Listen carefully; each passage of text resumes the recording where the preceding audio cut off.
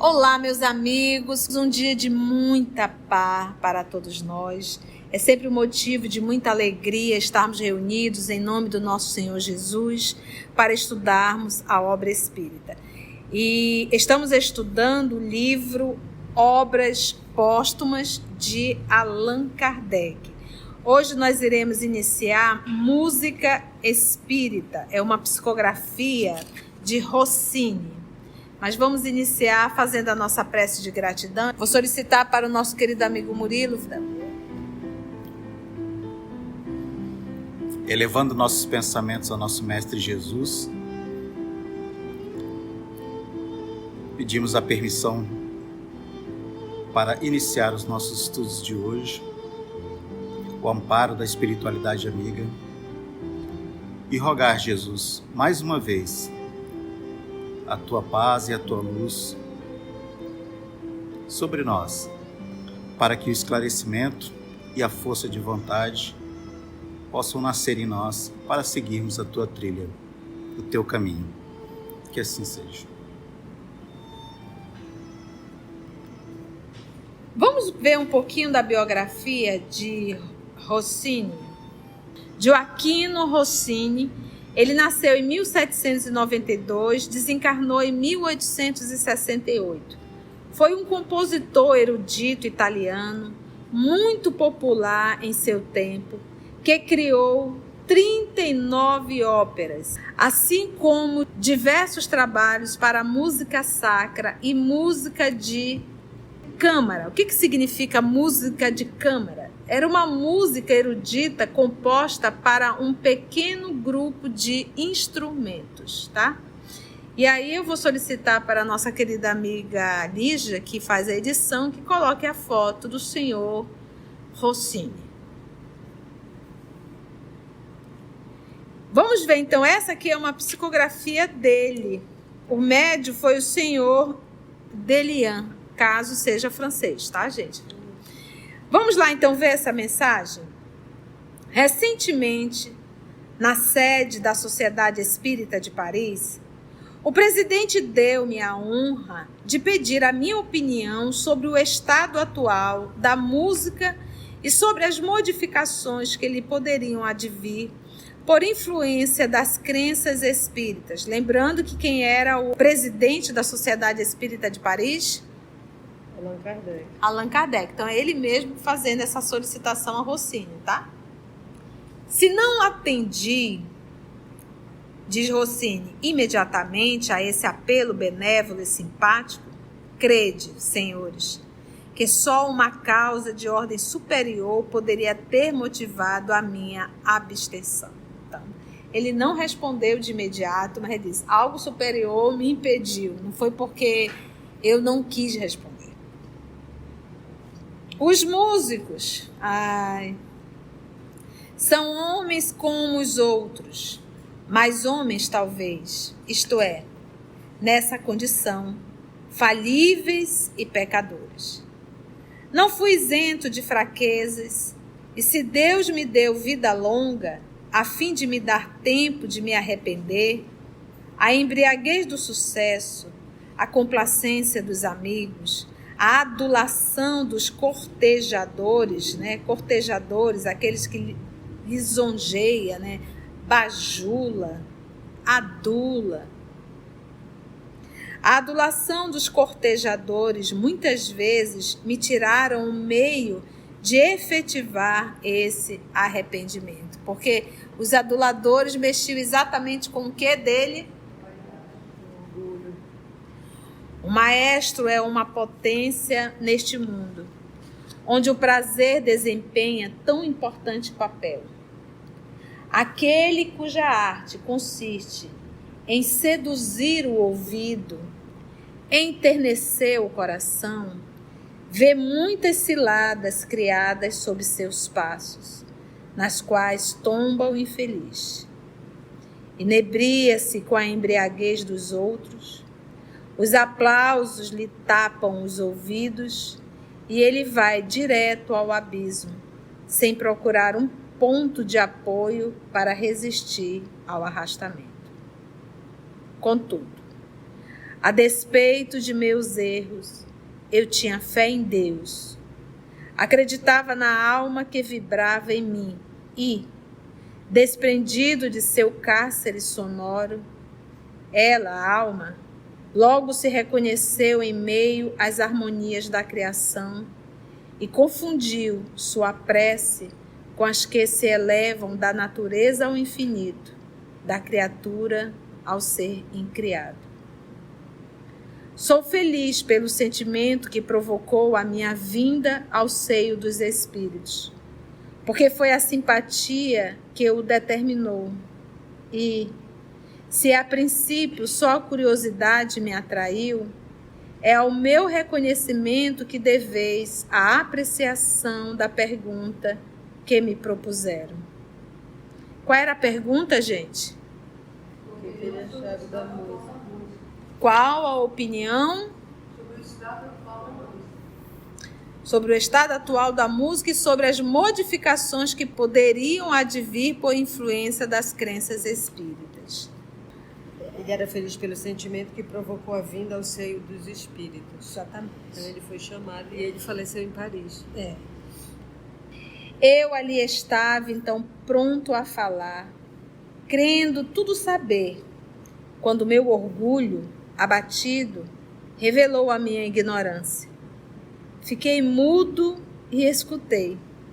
Voltei, instruí-me e, quando as palavras... Porque ele desencarnou em que ano? 1868. Então, a vaidade queria responder? Sim. Queria, mas o bom senso disse, te cala porque tu não saberá responder. Vá primeiro se preparar, depois você responde, porque é aquilo que Kardec logo entendeu e nos ensinou isso. Nós temos que mudar essa ideia que nós carregamos de que todos os espíritos sabem tudo. E eles não sabem. Quando você sai do corpo, você continua sendo a pessoa que você é. Então, se é um ignorante, continua sendo um ignorante. E aqui a gente percebe que havia pouco tempo que ele havia desencarnado, porque não tem data essa mensagem, né? Mas ele desencarnou em 1868 e Kardec morreu em que ano? Em 69. Então, deduz aí meses, né? Foi Kardec que fez a pergunta para ele. Voltei a instruir-me e, quando as palavras de verdade ditadas pelos vossos mentores se juntaram à reflexão e à meditação, disse eu de mim para comigo: o grande maestro Rossini, o criador de tantas obras-primas, segundo os homens, nada fez, infelizmente, senão debulhar, ou seja, separar algumas das pérolas menos perfeitas do escrínio, que é esse porta-joia musical criado pelo mestre dos maestros. Então aqui a Rossini admite assim: eu não criei nada, apenas separei. Rossini juntou notas, isso é ele pensando dele mesmo, compôs melodias, bebeu da taça que contém todas as harmonias, roubou algumas centelhas ao fogo sagrado. Mas esse fogo sagrado, nem ele, nem outros o criaram. Nada inventamos. Copiamos do grande livro da natureza. E a multidão aplaude quando não deformamos demais a partitura. Os espíritos, eles utilizam um médium. E o bom médium é o que menos interfere na comunicação. Então, aqui ele reconhece que ele também era um médium. E que ele deveria não atrapalhar muito, como ele diz aqui, não deformar demais a partitura, né? Que são as letras, a música. E aí agora vamos falar sobre uma dissertação sobre a música celeste. Aí nós vamos recordar do livro Nosso Lar e vamos recordar também do livro Mensageiro. Mas em particular o Nosso Lar, quando ele vai falar do campo da música, que tem lá no livro Nosso Lar, já no finalzinho, né, Aramita? Que ali nós chegamos à conclusão, aquele grupo que se reuniam ali no espaço da música, tinha um grupo que ficava ali na margem, né? E era um grupo que ouvia músicas populares. E existia aquele grupo que iam para o centro e que lá ouviam música, mas em nenhum momento o texto música divina, nenhum tempo o texto vai falar que tinham instrumentos, que tinham cantores líricos, não tinha absolutamente nada disso. Eles se reuniam e ele dizia o que eles faziam? Pensavam no bem. Esse era o requisito, né? Pensar ali no bem. E eles ouviam essa música. Então aqui ele vai falar agora dessa música. Então a gente primeiro tem que desassociar o que nós chamamos de música, porque no Livro dos Espíritos ele vai dizer o quê? Que o que nós chamamos de música ainda está muito longe da verdadeira música celeste. Ele diz, é uma distância assim tamanha, comparando até o canto dos selvagens, né, com o canto dos selvagens. Então aquilo que a gente aqui, música, não é dessa música que ele está falando, tá? Isso aí ainda é treino. Até porque tem músicas que, apesar de ser o que a gente chama de música clássica, às vezes incomoda o ouvido, até perturba. Se você não soubesse... Às vezes até mesmo um som tibetano também perturba. É um algo mais, não é um barulho. Porque tudo que a gente fala de música é matéria. Porque o som é uma matéria. E essa música celeste não é matéria. E o próprio Rossini diz que quando ele desencarnou, ele se reconheceu em meio às harmonias da criação e ele confundiu sua prece com aqueles que se elevam da natureza ao infinito, a própria natureza. A gente não tem nem ideia, né, Rita? Nem ideia do que seja. Vamos agora ver o Rossini falando sobre uma dissertação sobre a música celeste. Uma dissertação sobre a música celeste. Quem poderia encarregar-se disto? Quem poderia fazer essa dissertação? Que espírito sobre-humano poderia fazer vibrar a matéria em uníssono com essa arte encantadora? Que cérebro humano, que espírito encarnado poderia captar-lhe os matizes variados ao infinito? Quem possui a esse ponto o sentimento de harmonia? Olha aqui, olha a palavra, gente, sentimento de harmonia. Aí quando nós pegamos o livro nosso lá, o que eles tinham que estar pensando quando se encontrava ali naquele centro? No bem, no amor. E aqui ele usa esse termo, sentimento da harmonia. E assim, interessante, quando a gente olha para o nosso Chico, as fotos, a gente escuta uma música. Ele emite uma melodia que nos acalma, que nos tranquiliza e que algumas pessoas, ao se aproximar, tinham uma vontade enorme de chorar. Imagina a música que o Cristo emitia, que hipnotizava as pessoas, que faziam com que as pessoas sentassem para ouvi-lo. Só que essa melodia é de uma harmonia e de uma harmonia divina. Entende isso? Que acalma até os perversos, que o Tarquínio passou e ele queria ir, mas ele parou e ficou hipnotizado. Mita lembrando do livro Há 2000 anos, né, Mita? E ele fala, é interessante, assim, olha, o sentimento da harmonia? Não. O homem não foi feito para tais condições. Mais tarde, muito mais tarde. É como se não dá para falar, vocês não vão conseguir compreender. Agora isso daqui, gente, século XIX. E é muito mais tarde mesmo, porque hoje nós estamos no ano de 2022 e nós temos uma decadência quando se fala em música dentro do nosso Brasil. Antes, as pessoas, para ganhar dinheiro, tinham que parar, pensar bastante para escrever uma letra. Ainda dentro dessa música primitiva que é a nossa, porque aí nós já percebemos que o que nós chamamos de música, dentro do conceito de espiritualidade, ainda está muito longe de ser música. Mas vamos então continuar chamando de música. Hoje nós vivemos um período que o povo tinha que sentar e construir uma letra. Tinha que ser algo inteligente. E hoje em dia isso se acabou. Se faz 2 estrofes e passa 3, 4, 5 minutos repetindo a mesma estrofe. Sem absolutamente nenhuma criatividade, nenhuma lucidez, nenhum ensino até. Uma coisa muito pobre, muito empobrecida mesmo. Uma cultura muito empobrecida estamos vivendo nesse nosso período.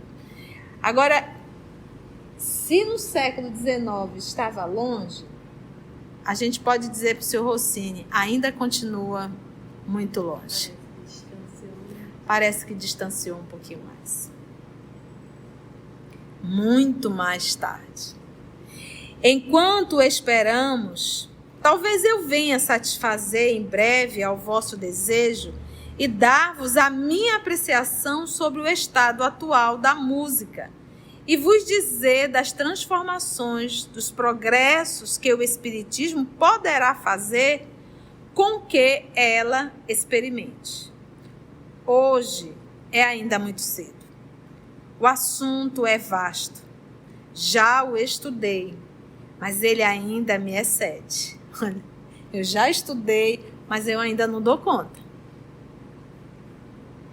Quando dele me houver senhoreado, caso isso seja possível, ou melhor, quando tiver entrevisto tanto quanto mo permitir o estado do meu espírito, eu vos satisfarei.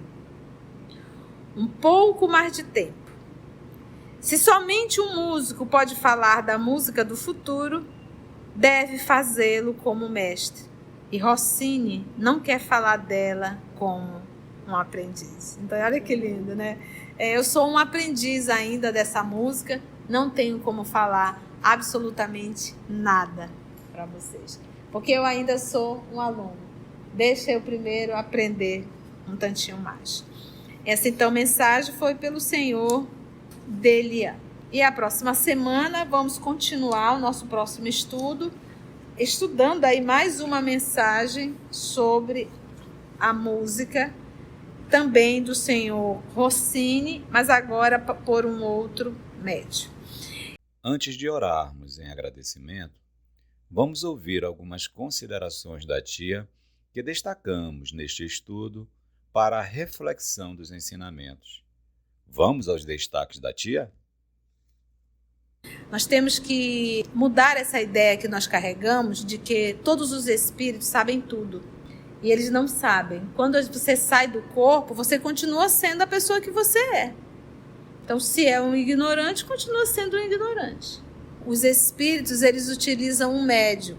E o bom médium é o que menos interfere na comunicação. Porque tudo que a gente fala de música é matéria. Porque o som é uma matéria. E essa música celeste não é matéria. Não dá para falar, vocês não vão conseguir compreender. E assim agradecemos a Deus, nosso Pai, a Jesus, o amor de nossa vida, e aos nossos amigos espirituais por mais um encontro que realizamos em Teu nome, Senhor. Graça te damos.